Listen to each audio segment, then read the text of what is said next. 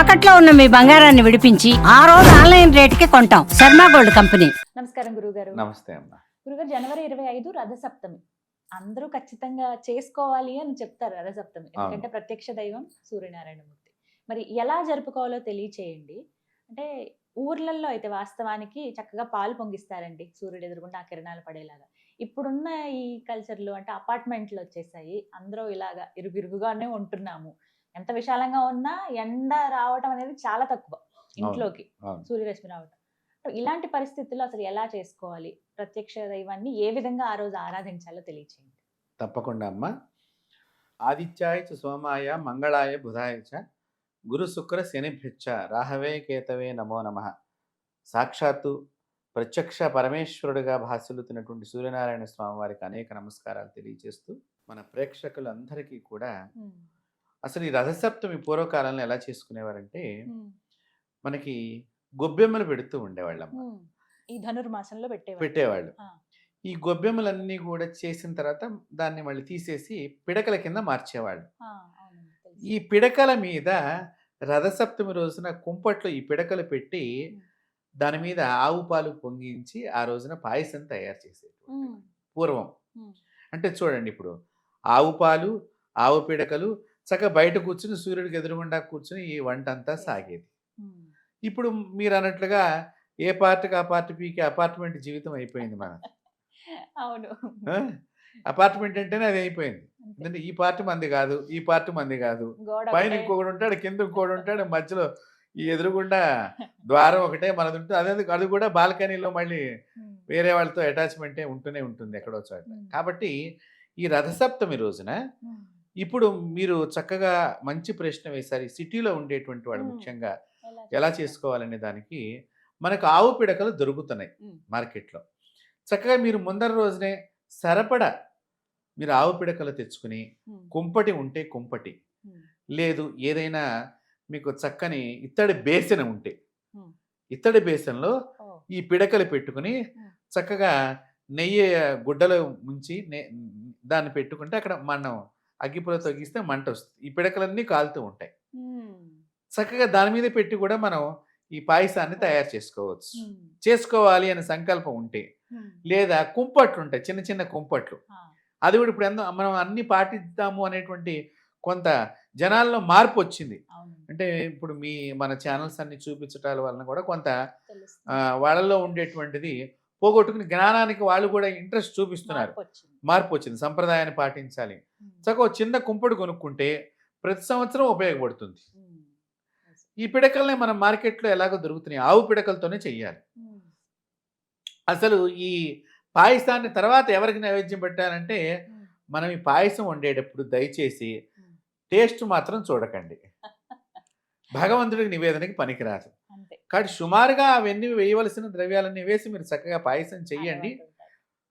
రాగి బింబము మీ దగ్గర రాగి రూపాయి గనక ఉన్నట్లయితే, లేదా రాగి ప్రతిమ ఏదన్నా భగవంతుడి ప్రతిమ ఉన్నట్లయితే చక్కగా ముందర రోజే దాన్ని శుభ్రంగా చేసేసుకుని తమలపాకు మీద ఆ రాగి బింబాన్ని పెట్టి దాన్ని సూర్యనారాయణ స్వామిగా భావన చేస్తూ ఆ ప్రతిమని కానీ ఆ కాయన్ని కానీ సూర్యనారాయణ స్వామి ఆవాహయం స్థాపయామి అని చెప్పుకుని ఆ షోడశ పూజ అంతా చేసుకున్న తర్వాత ఈ యొక్క స్వామివారి అష్టోత్తరం, లేదా స్వామివారి ధ్యాన శ్లోకం, లేదా స్వామివారికి సంబంధించిన మీకు ఏదన్నా మంత్రం ఉపదేశం అయి ఉంటే ఆ మంత్రం, ఇవి జపం చేసుకున్న తర్వాత ఈ పాయసాన్ని నైవేద్యం పెట్టి, అప్పుడు ఈ పాయసాన్ని కూడా స్వామివారికి మొట్టమొదటగా గిన్నెతో పాటు పెట్టకూడదమ్మా, చిక్కుడాకుల్లో వేసి నైవేద్యం పెట్టాలి.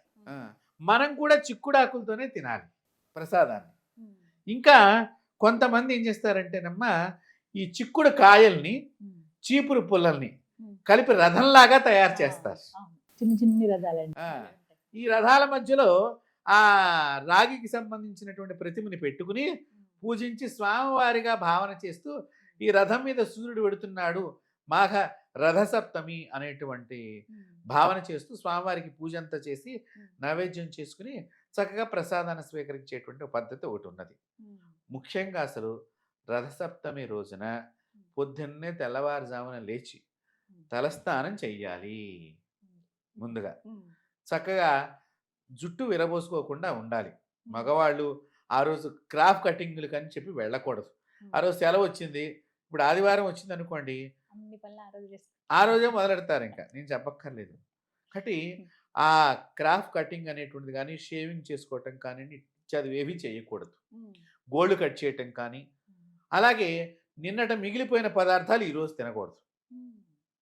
అది ఏదైనా సరే, ఆ రోజుకి ఆ రోజు ప్రశాంతంగా మనం తయారు చేసుకున్నటువంటి కొత్త పదార్థాన్ని మాత్రమే భిక్షగా మనం స్వీకరించాలి తప్ప, నిన్నటి మిగిలిపోయిన ఇడ్లీ పిండో, దోసల పిండో దాన్ని పెట్టుకొని మనం తినరాదు. సూర్యనారాయణ స్వామివారంటే సాక్షాత్తు ఈ ఆరోగ్యానికి ఆయన అధిపతి, ఐశ్వర్యానికి ఈశ్వరుడు, ఆరోగ్యానికి సూర్యుడు. కాబట్టి ఈ సూర్యుడిని మీరు చిక్కుడాకుల్లో స్వామివారికి నైవేద్యం పెట్టడము, ఈ పిడకల మీద వంట చేసి నైవేద్యం చేయటము, ఇంకా చెప్పాలి అంటే ఇప్పుడు చాలా మటుకు పూర్వకాలంలో బంగారపు జరీ చీరలు కట్టుకునేవాళ్ళు, లేదంటే కొద్దిగా వెండి జరీ చీరలు. ఇప్పుడు ఎలాగో కాపర్ జరీ చీరలు వచ్చినాయి. మీరు చక్కగా ఆ కాపర్ జరీ ఉన్నది కట్టుకుంటే సూర్యుడికి చాలా ప్రీతి. మీరు ఆ విధంగా కూడా ఈ వస్త్రాన్ని ఉపయోగం చేసుకుంటే సూర్యుడి యొక్క శక్తి మన దగ్గరికి తొందరగా లభ్యమవుతుంది.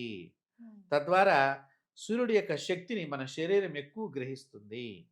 తద్వారా మన శరీరంలో ఎముకలకు సంబంధించిన వ్యాధులన్నీ కూడా తొలగిపోతాయి. ఈ సూర్యుడికి కనుక మీరు చక్కగా పవిత్రంగా ఈ సూర్యుడి యొక్క గాయత్రి, ఎవరైనా బ్రాహ్మణులు మీకు దొరికినప్పుడు వాళ్ళని మీరు ఆ గాయత్రి మంత్రాన్ని జపం చేయించుకుని వారికి డబ్బులు ఇస్తే కనుక, మనకి చాలామందికి ఇప్పుడు మీరు గమనించినట్లయితే బోన్ మ్యారో అని చేస్తూ ఉంటారమ్మా, వ్యాధి తెలియటానికి. సో దానిలో ఒక శక్తి ఉన్నది, ఉంటేనే కదా రోగం ఎక్కడి నుంచి ఏమి రోగం ఉంది. కాబట్టి ఆ శక్తిని డెవలప్మెంట్ చేయడానికి ఈ గాయత్రి, సూర్య గాయత్రి మనకు చాలా ఉపయోగపడుతుంది. ముఖ్యంగా ఈ రథసప్తమి రోజున సూర్యనారాయణ స్వామికి ఎదురుగుండా నిలబడి సూర్యనారాయణ స్వామికి 12 సార్లు 12 నమస్కారాలు చెయ్యాలి. సూర్య నమస్కారాలు. మీకు మంత్రం తెలియదు, ఏమి నష్టమేం లేదు. ఓం రవయే నమః, లేకపోతే శ్రీ సూర్యనారాయణ స్వామిని నమః అని 12 సార్లు అనుకుంటూ సాష్టాంగం ఒకసారి, చేతులు ఎత్తిట్లా ఒకసారి, మనకి దానిలో ఉంటాయి. ఇప్పుడు మనకి ఎట్లాగో నెట్లో కొడితే మీకు సూర్య నమస్కారాలన్నీ లభిస్తున్నాయి. ఆ మాదిరిగా ఒక్కొక్కటి చేసి స్వామివారికి నమస్కారం చేసుకుని పాయసాన్ని స్వామివారికి ప్రత్యక్షంగా నైవేద్యం చెయ్యాలి. అలా చేయటం ఒక ప్రక్రియ. రెండవది, ఈ రథసప్తమి రోజున ముఖ్యంగా మాతృమూర్తులందరూ కూడా చేసుకోవచ్చు, పురుషులందరూ కూడా రాగి చెంబుతో మడినీళ్లు పట్టుకుని, మీకు బోరు ఉందనుకోండి బోర్లో పట్టుకోండి, లేదు కిందటి రోజునే మీరు చక్కగా పవిత్రంగా స్నానించి బిందులో నీళ్లు పక్కగా పెట్టుకోండి, ఎవరు ముట్టుకోకుండా. దానిలో ఒక పాల చుక్క వేయండి, మరుసటి రోజుకి మడి కింద పనికొస్తాయి మనకి. బట్ దానిలో నీళ్లు ఈ రాగి చెంబులో తీసుకుని స్వామివారిని తలుచుకుంటూ ఏదైనా పవిత్ర వృక్షంలో కానీ లేదా తులసి చెట్లో కానీ 12 సార్లు ఓం రవయే నమః, మిత్రాయ నమః, సూర్యాయ నమః అనుకుంటే ఇలా నీళ్లు ఆ చెట్లో మనం తర్పణం కింద వదులుతూ ఉండాలి స్వామివారికి. అలా వదిలినా కూడా చక్కని ఆరోగ్యం మనకు లభిస్తుంది.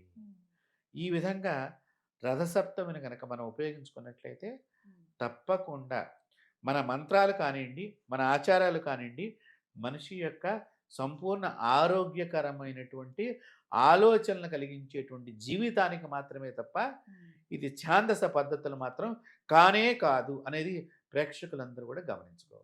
చిన్న సందేహం అండి, ఇప్పటి వరకు పాలు పొంగించలేదు ఏ రథసప్తమికి కూడా, ఇప్పుడు శుక్రమూఢం ఉంది కదా, మరి ఇప్పుడు మేము మొట్టమొదటిసారి ఇప్పుడు పొంగించొచ్చా అని అడుగుతారండి. తప్పకుండా పొంగించుకోవాలి. తప్పకుండా. మూఢంతో సంబంధం లేదు. సూర్యుడు ప్రతిరోజు ప్రత్యక్ష పరమేశ్వరుడు, కాబట్టి దానికి మూఢంతో సంబంధం లేదు.